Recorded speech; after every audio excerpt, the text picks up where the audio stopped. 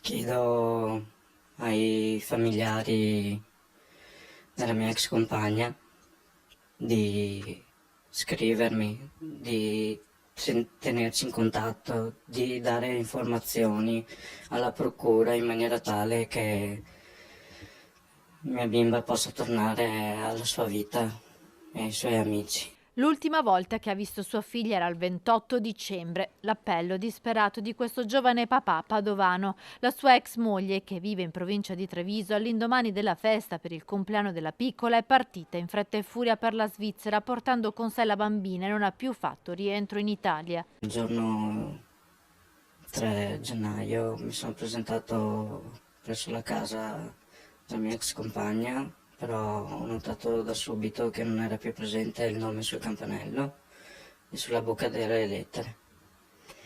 Da lì gli ho chiesto maggiori informazioni e mi ha detto che era nei pressi di Zurigo e il giorno seguente mi comunicava che erano in Spagna.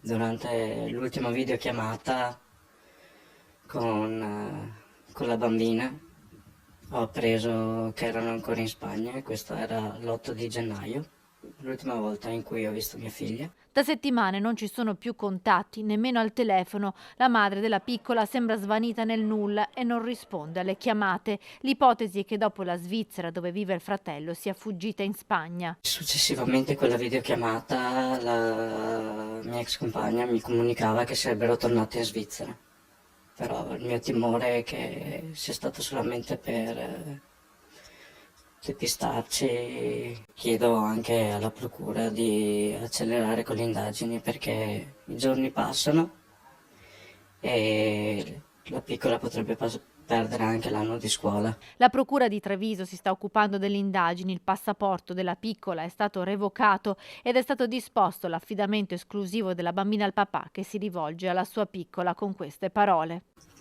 Tesoro, tranquilla che tra poco tornerai dai tuoi amici, dalla tua famiglia, del tuo ambiente, dalla tua scuola, dalle tue maestre, da tutte quelle persone che ti vogliono bene da morire, tesoro mio. Ti aspettiamo a braccia aperte, non vediamo l'ora di rivedere il tuo sorriso, tesoro.